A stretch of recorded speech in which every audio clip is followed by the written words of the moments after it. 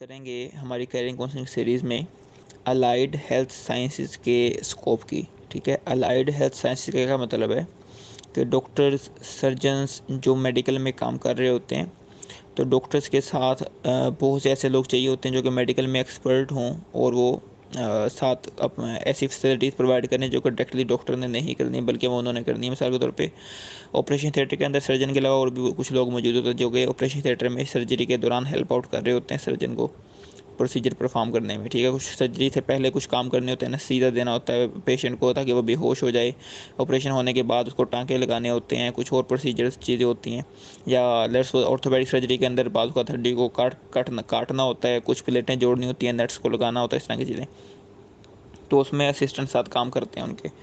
तो ये क्या है, ये अलाइड साइंस वाले लोग होते हैं। ठीक है, इसी तरह से हॉस्पिटल के अंदर लेबॉर्ट्री हमें चाहिए होती हैं और इस तरह एक्सरे करने होते हैं, अल्ट्रासाउंड करने होते हैं। इनके लिए स्पेशलिस्ट भी होते हैं। अल्ट्रासाउंड एमबीबीएस के जो स्पेशलाइजेशन वाले होते हैं, एमबीबीएस करने के बाद स्पेशलाइजेशन करते हैं, वो लोग भी कर रहे होते हैं।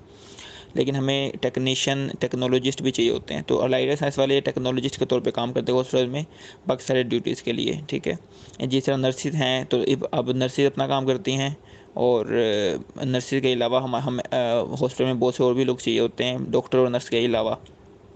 जैसे मैं एग्जांपल के तौर पर बता दिया, ऑपरेशन थिएटर के अंदर लोग चाहिए। इससे जहाँ पे डायलिसिस हो रहा है, डायलिसिस सेंटर के अंदर लोग चाहिए। जहाँ पे आँखों का इलाज हो रहा है वहाँ पे ऐनक यानी कि वो ग्लासेस बनाने वाले लोग भी चाहिए, इस तरह की चीज़ें। तो साथ जो लोग अटैच हैं उनको कहते हैं अलाइड साइंसेज। इसमें कौन सी डिग्री आती है मैं पहले उनका नाम बता देता हूँ, फिर उन सबके फील्ड्स के बारे में बता दूंगा। ऑल्दो वैसे मैसेज हमारा काफ़ी लेंथी हो जाएगा क्योंकि मैंने सारे के सारे फील्ड अलाइड साइंस के इसी में कवर करने हैं, मैंने अलग अलग नहीं बनाने नोट वाइस नोट्स इनके। तो आप इसी को सुन लीजिएगा, मैं नाम बता देता हूँ। पहले नाम बता रहा हूँ सिर्फ कोर्सेज के। MLT medical laboratory technology, MIT medical imaging technology, cardiac perfusion anaesthesia, gastroenterology, orthotics and prosthetics, speech language therapy, occupational therapy, surgical technology, audiology, renal dialysis technology, dental technology, neuro electrophysiology. ये मैंने बताया, हो सकता है मैंने को miss कर दिया हो, लेकिन जो मोस्ट इंपॉर्टेंट है वो सारे मैंने मेरे ख्याल से बता दिए। अब मैं इनमें बता देता हूँ हर एक का अलग अलग से स्कोप और इसके बारे में कि क्या चीज़ें हैं। MLT मेडिकल लेबोरेटरी टेक्नोलॉजी, ये जो हमारे पास ब्लड टेस्ट आप लोग करवाने जाते हैं, शुगर का टेस्ट, ब्लड का टेस्ट जो होते हैं, आयरन के टेस्ट ब्लड के अंदर से और इस तरह की चीज़ें, तो वो आप लोग क्या करवाते हैं। या फिर टाइफाइड आउट के बाद अब टाइफाइड आउट तो मतलब टेस्ट, ये टाइफाइड का जो टेस्ट होता है या मलेरिया का टेस्ट हो गया, डिफरेंट टेस्ट होते हैं जो आप लोगों ने जाके लैब से करवाने होते हैं। ठीक है, तो वो MLT वाले लोग वहाँ मौजूद होते हैं जो कि वो टेस्ट करके देते हैं आपको सैंपल लेने के बाद। और ये 4 साल कोर्स की मैं बात कर रहा हूँ राइट नाउ, BS MLT। ठीक है, तो अब जो BS MLT जो मेडिकल कोर्सेज में बुक्स मेडिकल की ही होती हैं, वही जो ऑलरेडी मैंने बताया, अनाटॉमी, फिजियोलॉजी, बायोकेमिस्ट्री, फिर इसके अलावा पैथोलॉजी और बहुत सी दूसरी बुक्स। MLT करने के बाद स्पेशलाइजेशन भी कर सकते हैं, खासतौर पर उसमें फिर डिफरेंट डिपार्टमेंट्स हैं MLT के अंदर, तो उनमें से किसी एक चीज़ के अंदर आप स्पेशलाइजेशन कर सकते हैं। MPhil करेंगे और उसके बाद PhD करेंगे। लेट्स सपोज अगर आप पैथोलॉजी में PhD करते हैं, MPhil करने के बाद MLT करते हैं, फिर MPhil करते हैं, फिर PhD करते हैं, किस में, पैथोलॉजी में, तो फिर आप क्या बन जाएंगे, डॉक्टर ऑफ पैथोलॉजी। ठीक है, वो दस बार PhD वाले के साथ डॉक्टर लगता है, वो चाहे उर्दू में PhD करेगा और डॉक्टर ऑफ उर्दू बन जाएगा। तो डॉक्टर तो कहते हैं PhD वाले को अलग से। ठीक है, और MLT बरल MLT के स्कोप के वाले से बता दूं तो अपने खुद की लैब ओपन कर सकते हैं, किसी और की लैब में काम कर सकते हैं। ठीक है, हॉस्पिटल्स के अंदर जॉब आती हैं MLT, तो अपने खुद की लैब ओपन कर सकते हैं, किसी और की लैब में काम कर सकते हैं। ठीक है, हॉस्पिटल्स के अंदर जॉब आती हैं MLT वालों के लिए, तो वहाँ पे काम कर सकते हैं। प्राइवेट जो हॉस्पिटल्स होते हैं उनकी लैब्स के अंदर काम कर सकते हैं, खुद की लैब ओपन कर सकते हैं, जो कि जब में डिफरेंट लोग अपने जो है ना वो पेशेंट्स को भेजेंगे अपने लैब टेस्ट करवाने के लिए। इसके अलावा अब्रॉड में जाकर डिफरेंट लैब लेबोरेटरीज़ के अंदर काम कर सकते हैं, वहाँ पर जाके अपनी लैब वक्त के साथ साथ ओपन कर सकते हैं अगर आप उनकी एलिजिबिलिटी क्राइटेरिया को पूरा करते हैं। तो जहाँ तक इसकी स्कोप की बात है, प्राइवेट और गवर्नमेंट बहुत से इदारे MLT करवा रहे हैं, और चूँकि काफ़ी ज़्यादा तादाद MLT करवाने वाले इदारों की तादाद काफ़ी है, इसलिए इसके अंदर प्रोडक्शन ऑफ स्टूडेंट्स, जो ऐसे लोग जो कि MLT कर चुके हैं, इनकी तादाद भी काफ़ी ज़्यादा प्रोड्यूस हो रही है। और इंडस्ट्री इतनी ज़्यादा लेबॉर्ट्रीज़ जो है इतनी ज़्यादा तादाद में ग्रो नहीं कर रहे, तो इसलिए जो है ना जॉब के हवाले से थोड़ी प्रॉब्लम है मेरे ख्याल से। तो MLT करने के बाद लोग इंटर्नशिप करते हैं। बाद का आखिरी सेमेस्टर यानी कि 8वां जब सेमेस्टर होता है, चौथे साल का एंड होने वाला होता है, डिग्री का एंड होने वाली होती है, तब जाकर कुछ लोग इंटर्नशिप करते हैं अपनी, और कुछ डिग्री कंप्लीट होने के बाद भी इंटर्नशिप या इस तरह एक्सपीरियंस के लिए चीज़ें कर रहे होते हैं। ठीक है, और ये इसकी डिटेल है स्कोप के हवाले से। और अभी मुझे यानी कि यूँ नहीं कह सकता कि इसमें जो भी जॉब अवेलेबल है बहुत ज़्यादा स्कोप है। अगर वैसे ओवरऑल ये अच्छी डिग्री है, ओवरऑल अच्छी डिग्री है, ऐसा नहीं है कि बहुत स्टफिंग है और इस तरह की चीज़ें, लेकिन काफ़ी प्राइवेट और गवर्नमेंट इदारे करवा रहे हैं, तो इनफ नंबर ऑफ़ स्टूडेंट्स जो है ना एमएलटी करके डिग्री क्वालिफाई करने के बाद फर्दर मार्केट में अवेलेबल हैं जॉब्स वगैरह के लिए। और लेकिन जॉब्स इतनी ज़्यादा नहीं है कि हम कहें कि जैसे मैंने नर्सिंग के बारे में बताया था कि जॉब्स ही जॉब, तो नर्सिंग की इस तरह एमएलटी की वो सूरत हाल नहीं है। वो तो ऐसी बात है, एक हॉस्पिटल में लैब के लिए एक लैब ही काफ़ी होती है यूजुअली, उसमें 1-2 बंदे चाहिए होते हैं, तो इतनी रिक्वायरमेंट्स ज़्यादा होती नहीं है। बहरहाल इसकी डिटेल मैं बहुत ज़्यादा नहीं बता सकता एमएलटी के स्कोप के हवाले से, इसके लिए आपको कोई ऐसे बंदे से रब्ता करना पड़ेगा जो कि एमएलटी कर चुका हो। इसके बाद मैं बात करता हूँ बाकी मैं फिर वो बता दूँ इदारे कौन कौन से एमएलटी करवा रहे हैं। उसमें किंग एडवर्ड करवा रहा है, हमारा अपना कॉलेज इलामा इकबाल मेडिकल कॉलेज करवा रहा है लाहौर में। शेख ज़ायद हॉस्पिटल की मैं फ़ीस भी बता देता हूँ साथ ही। किंग एडवर्ड की फ़ीस तकरीबन अराउंड 70,000 के राउंड अबाउट है। हमारे कॉलेज की फ़ीस 25,000 के राउंड अबाउट है। इसके अलावा लाहौर में करवा रहा है Punjab institute of cardiology, PIC Lahore. उसके अंदर सीट्स मेरे ख्याल में 20 होती हैं तकरीबन। उधर फ़ीस सिर्फ 5500 रुपये फ़ीस थी उधर पहले। इस साल हो सकता है बढ़ा के 10-15,000 कर दें, लेकिन सबसे कम फ़ीस वाला इदारा गवर्नमेंट का मैंने जो देखा था वो पीआईसी लाहौर देखा था। इसके बाद बात करें, शेख ज़ायद मेडिकल कॉलेज लाहौर जो है वो भी करवाता है एमएलटी, और यहाँ पे फ़ीस 37,000 रुपये थी लास्ट ईयर तकरीबन। और हमारे कॉलेज की फ़ीस 25,000 थी। किंग एडवर्ड की 70,000 के राउंड अबाउट है। युवास लाहौर भी करवाती है एमएलटी, वहाँ की फ़ीस भी तकरीबन 70-80,000 के राउंड अबाउट है मेरे ख्याल में। और इसके अलावा डबल मेडिकल यूनिवर्सिटी भी एमएलटी करवाती है, वहाँ की फ़ीस 80,000 रुपये है साल की। और निश्तर मेडिकल यूनिवर्सिटी भी करवा रही है मुल्तान में, उसकी फ़ीस भी तकरीबन इतनी ही है, 80,000 के राउंड अबाउट। और कायदा मेडिकल कॉलेज भावलपुर भी करवा रहा है, फ़ीस स्ट्रक्चर मुझे याद नहीं है इसका। इसके अलावा शेख ज़ायद मेडिकल कॉलेज रहीमिया खां भी करवा रहा है एमएलटी। इसके अलावा डीजी खां मेडिकल कॉलेज भी करवा रहा है। तो ये मुझे जो याद थे मैंने आपको बता दिए। इसके अलावा प्राइवेट तो बहुत सारे इदारे करवा रहे हैं एमएलटी। और 2 साल एमएलटी भी होता है जो कि टेक्नीशियन कोर्स होता है 2 साल का।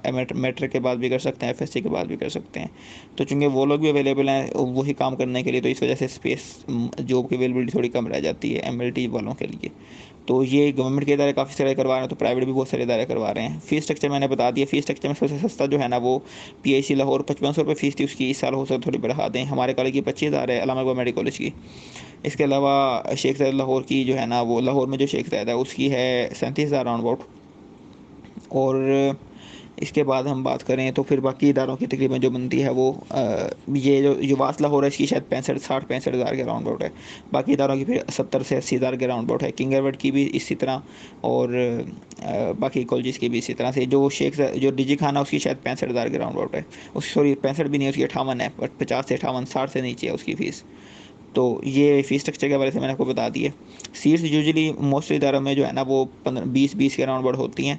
जो लाहौर में इदारा है शेख ज़ायद लाहौर, उसकी फ़ीस उसमें सीट्स शायद थोड़ी ज़्यादा हैं, लेकिन यूजुअली इदारों में 20-25 इतनी सीट्स होती हैं एमएलटी के लिए गवर्नमेंट में। ठीक है, ये मैंने आपको डिटेल बता दी। बाकी जहाँ तक मेरिट फार्मूला है, तो शेख ज़ायद लाहौर में एफएससी की बेस पे, हमारे कॉलेज में इलामा इकबाल मेडिकल कॉलेज में भी सिर्फ एफएससी की बेस पर एडमिशन होते हैं, रावलपिंडी मेडिकल यूनिवर्सिटी में भी सिर्फ एफएससी की बेस पे होते हैं, और डीजी खान के अंदर भी सिर्फ एफएससी की बेस पे होते हैं। बाकी जो इदारे रेविजर खां है उसमें शायद मुझे कंफर्म याद नहीं है, उसमें शायद एमडी कैट शामिल होता है। निश्तर में कंफर्म एमडी कैट की परसेंटेज शामिल होती है 45%। किंग एडवर्ड में भी 45% की एमडी कैट की परसेंटेज शामिल होती है, और पीआईसी लाहौर में भी एमडी कैट की परसेंटेज शामिल होती है। तो जिन बच्चों के एमडी कैट के मार्क्स बहुत कम है तो वो बच्चे ऐसे इदारों में अप्लाई ना करें, और जिनके एफएससी में बहुत मार्क्स बहुत अच्छे हैं, फिर एमडी कैट में कम है, वो ऐसे इदारों में अप्लाई करें जहाँ पे एफएससी के मार्क्स सिर्फ एफएससी की बेस पर मेरिट बनता है। ठीक है, जैसे रावलपिंडी मेडिकल यूनिवर्सिटी है, हमारा कॉलेज इलामा इकबाल है, लाहौर में शेख ज़ायद है, और डीजी खान मेडिकल कॉलेज है डीजी खान में। तो मैंने ये कॉलेज में अप्लाई के हवाले से फ़ीस स्ट्रक्चर के गैप बता दिए, कॉलेज के नेम बता दिए, जनरल मिलिट्री करवा रहे हैं गवर्नमेंट में, और सीट्स फ़ीस स्ट्रक्चर ये गैप बता दिए।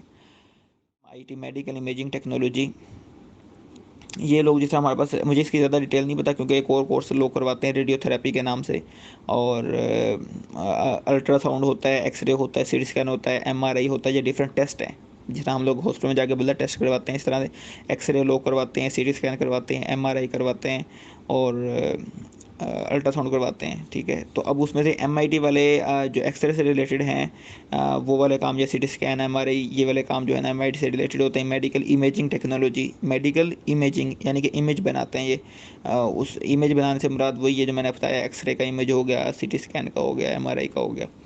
और इसकी हॉस्पिटल्स के अंदर ज़ाहिर सी बात है ये सीटी स्कैन एक ही होता है एक हॉस्पिटल के अंदर, और वो भी हर हॉस्पिटल में सीटी स्कैन नहीं होता। तो चूँकि सीटी स्कैन, एमआरआई, एक्सरे वगैरह इनके लिए लिमिटेड नंबर ऑफ लोग लिमिटेड चाहिए। हॉस्पिटल के अंदर एक ही एक्सरे होता है यूजुअली, या 2 होते हैं मैक्सिमम। बड़े बड़े हॉस्पिटल तो वहाँ पे 2 होते हैं। सीटी स्कैन एक ही होता है, वो भी सिर्फ बड़े हॉस्पिटल में। बड़े छोटे हॉस्पिटल में सीटी स्कैन होता ही नहीं है। तो इस वजह से कहने का मतलब अभी एमआईटी के बंदे जहाँ पे रिक्वायर्ड हैं काम करने के लिए, वो जगह कम है, थोड़ी हैं। जैसे मैंने बताया, नर्सिस की बात करें तो मॉर्निंग में भी नर्सिस चाहिए, इवनिंग में भी नर्सिस चाहिए, और नाइट शिफ्ट भी चाहिए नर्सिस की। और वहाँ पे डॉक्टर कोई एक काम करेगा, जहाँ पे डॉक्टर वहाँ पे एक से ज़्यादा नर्सें होती हैं मोस्टली। तो नर्सरी की तादाद ज़्यादा चाहिए होती है। एमआईटी वाले हैं, ये हॉस्पिटल में 1-2 ही चाहिए होते हैं, बहुत ज़्यादा नहीं चाहिए होते। तो इस वजह से इदारे एमआईटी करवाने वाला भी बहुत कम है। सिर्फ किंगरबेड करवा रहा है, और मेरे ख्याल में रावलपिंडी मेडिकल यूनिवर्सिटी करवा रही है। इसके अलावा मुझे नहीं याद कोई गवर्नमेंट मेडिकल कॉलेज करवा रहा हो एमआईटी।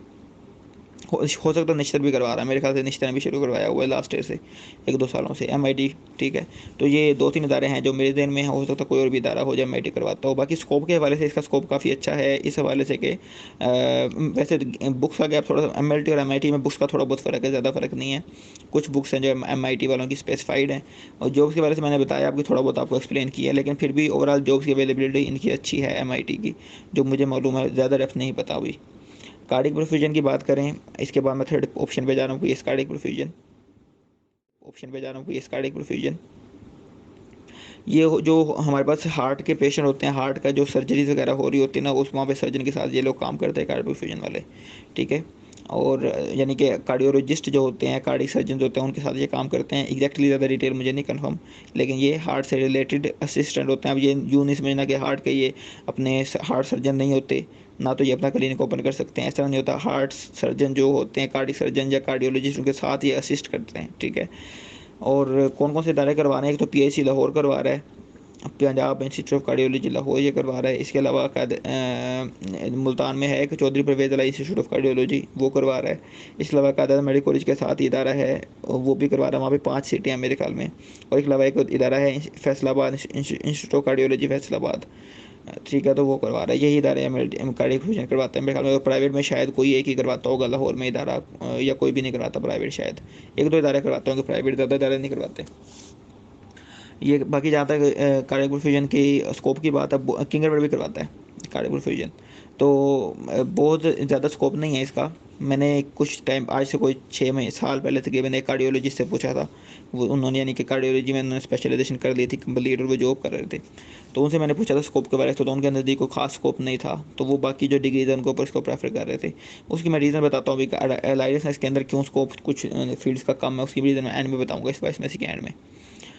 बहरहाल आगे है एनएस, ये मैंने बता दिया स्कोप के हवाले से भी। इसकी जॉब क्या होती है मैंने बता दिया, 4 साल की डिग्री है, और वो मेडिकल की बुक्स उन्होंने पढ़नी होती हैं।